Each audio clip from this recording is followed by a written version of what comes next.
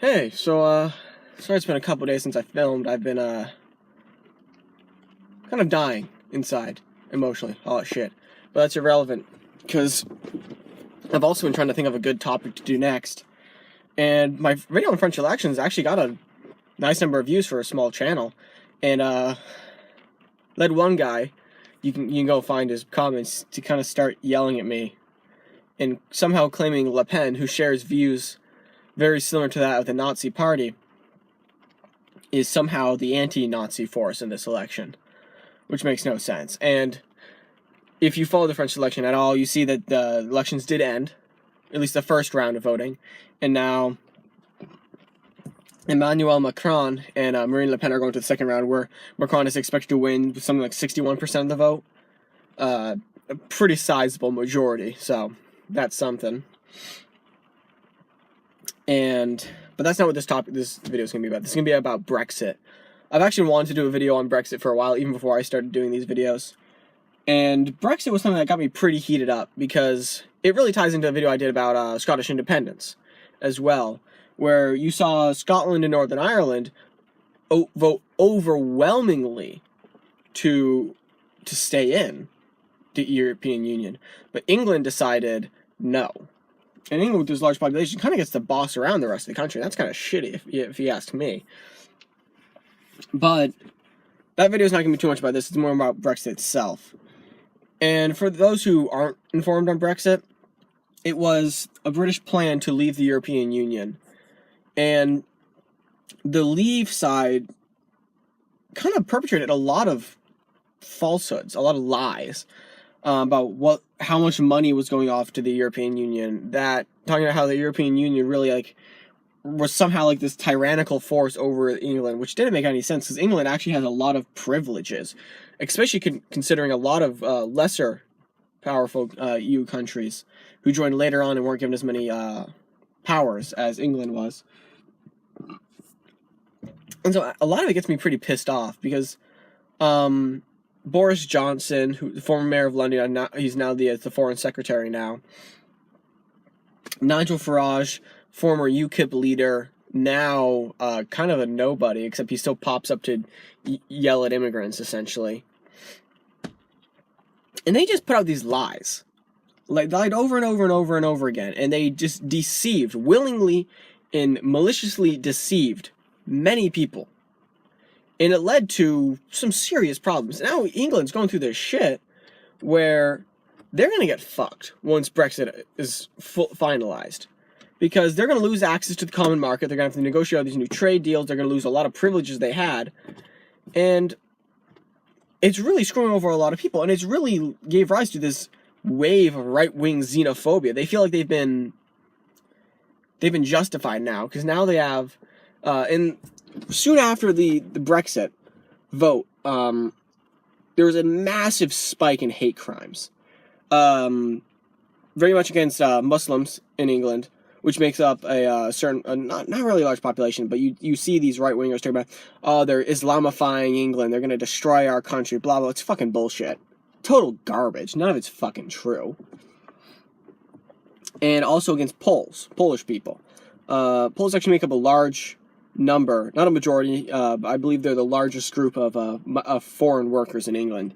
And because of this, they're kind of shit on a lot. They're treated like garbage, and people talk shit about them, which is just ridiculous, because they're just here, they're working, they're doing jobs that normal Britons aren't doing.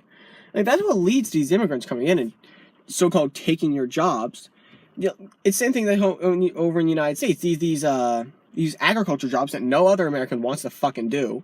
And then Latin Americans, Mexicans, Guatemalans, El Salvadorians, they come and they do the jobs. I'm like, oh, they're taking our fucking jobs. It's bullshit. It's bullshit here, and it's bullshit over in England.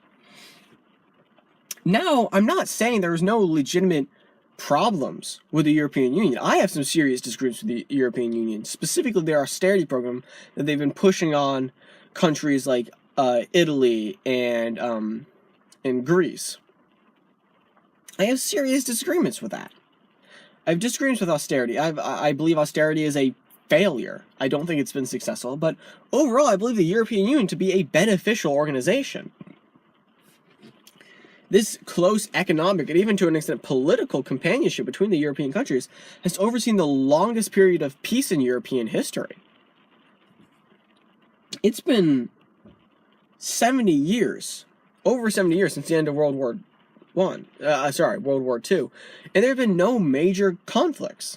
You had the Yugoslav wars, but those were more regional, and they were because of the breakup of the Soviet Union. This was before the European Union really moved into those areas. Since then, conflict has been minor, if existent at all. And so to see these right-wingers, specifically groups like UKIP and the British National Party, which are just, they're Nazis. That's what they are. They're through and through, and it's bullshit to call them anything else. I hate the term the alt-right, because you see that in the United States, and that's it's essentially what they're calling these guys over in England as well, the alt-right. They're Nazis. They're fucking Nazis, and it pisses me off to see them called anything else, as if they're a legitimate group. British National Party, UKIP, groups like that, they're not legitimate. They're not real. They're a bunch of angry white nationalists who are pissed off that they don't get to make all the rules anymore. They're horrified at the idea that women and minorities have rights. And so, I said this was going to be about Brexit, but it's more going to be about nationalism and white nationalism and shit like that in general. Brexit was just, it was just another continuation of the fuckstorm that's been going on in our country. Like, in our world, I mean, across the world, you see the surge of far right on all sides. You have Brexit in England. You have the election of Donald Trump in the United States. You have, I'm sorry, I can't remember the name off the top of my head, the Dutch politician of the Dutch Freedom Party. People like that. And you have Le Pen in France. The German elections are coming up soon, and you could see AfD make some gains. So actually, it's actually looked like they're actually going to lose from what they actually had prior, which I'm glad about. I'm happy to see that. The AfD and the Dutch Freedom Party and Le Pen and the BNP and UKIP, these groups are abhorrent organizations. They are disgusting. They seem to believe that just because they are white, just because they are these white Christians, that they are somehow superior to everyone else. And don't get me wrong, there are problems. And then sometimes it's hard for people from Muslim countries to integrate, but it's not really their fault. A lot of these countries have decades, if not centuries, under colonial occupation. When you spend all this time destroying that country, destroying and stealing its natural resources, obliterating its history, and you make sure there's no organized groups there, and that's what they did with the Middle East, for example. They took all these countries, groups of people that didn't really get along, and they threw them all together. And now these countries, we have these interests in keeping these countries together, but our interests is to keep them so they're so disunited internally that they can't do shit. And then we pretend like the reason they can't accomplish anything is because, oh, we're just superior because we're white. It's fucking bullshit. What garbage, really? Like, who? Like, look at Steve Bannon. The man looks like a half-rotted, like, fucking, I don't even know, some bullshit. He's just he looks kind of like an old potato, like a moldy potato thing. And he looks at himself in the mirror and says, yep, I'm a superior race. Fucking garbage. And Brexit was just a continuation of that. We saw groups like this rise all over the world, a surge of far right, in response to the fact that white people aren't the only people in power anymore. And they're getting mad. And it's a backlash. And it's not, I understand the backlash sociologically, just understanding it psychologically, sociologically, shit like that. It's abhorrent, it's fucked up. But looking at it academically, you can understand when groups feel like they are being threatened, when groups in power feel like they're going to lose control, they lash out. You see this all over the place. I'm trying to think of a real good example. And a lot of it really, the best example I can think of, because I'm American, so my education is very US-centric. In the aftermath of the Civil War, there was a real push during Reconstruction, during the Johnson administration, when radical Reconstructionists were really the largest power. Because you gotta realize, the Democrats had actually, by and large, backed the South.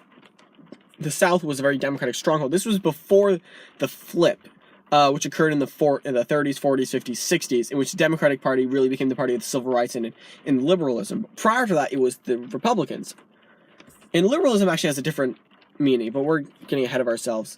You saw a major backlash against reform, against black people, former slaves, earning at least some semblance of equality in our country. Of course, they were still very much seen as a oppressed group, as an inferior group, but they were given voting rights. They could own homes. They could do all these things.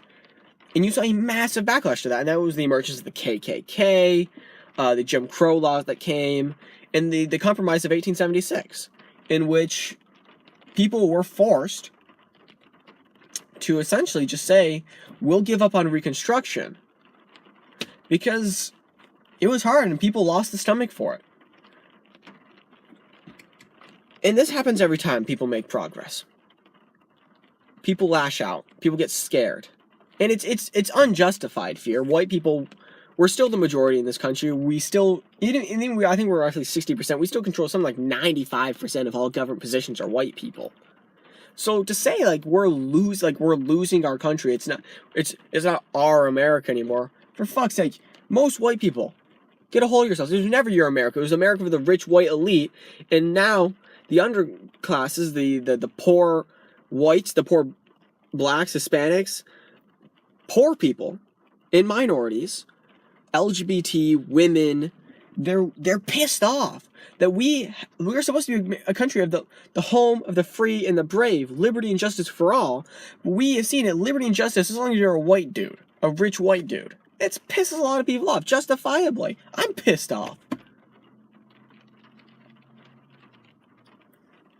There is a backlash in this country, and we are seeing that in the rise of the right, with people like Dylan Roof and other white nationalists. The man, I unfortunately can't remember the name of the man. He was a white guy, went to New York because he wanted to kill a black person. He wanted to ignite a race war, just like Dylan Roof. There's going to be a lot of shit ahead of us. And groups on all sides are going to try to divide us. The far right is going to take advantage of attacks by Islamic extremists. And Islamic extremists are going to take advantage of the reaction of the right wing. We ought to stand united on this shit. The right, conservatives, I have friends with conservatives, even though I disagree with them fundamentally on what we need to do. It is the far right that scares the fuck out of me. It is the not far right, the center right, that enables the far right, that says, oh, we're not going to let them really do this shit, and then surprise, they end up winning in landslides. It's scary. I'm scared shitless of the direction our country's going right now. And we gotta stand together, because letting the far right dominate this shit, and letting the moderate right, the center right, the conservatives, act like they're somehow this moderate group, they're not. They're just as wild. They're just a little quieter about it, because they know this shit don't play with a lot of people. But now the far right's teaching them it does fucking play. We can't let this shit keep going on. We have to organize a response. And people say the alt-left, like we're some sort of terrorist organization, compared to the alt-right, which are fucking Nazis. This is not a fight between the alt-right and the alt-left. It's between the alt-right and people who fucking care about human life. Because the alt-right's proven they don't give a shit on any level. They hate Muslims. They hate black people. They hate Jews. They hate Hispanics, Asians. If you're not a white motherfucker or a white dude, they don't give a fuck about you, and they've proved that pretty goddamn far. Look at the people they have in their organization. They're doing Hitler salutes. They're saying praise Trump, Heil Trump. They're saying shit like that, and you're wondering, I wonder if these guys have connections to Nazis. Fucking idiots. Seriously, every fucking person that allows this alt-right to go on. Because there's a time where you can't just say, oh, just, if you talk about them, you can shut down their ideas. Their ideas aren't being shut down. All you're doing is letting them pander their groups to their fucked up base. I'm pissed. Because our country's going a shitty direction, and no one has the goddamn fucking balls to stand up to them. This was kind of a rant, but I think it was a good one that needed to happen. Thank you.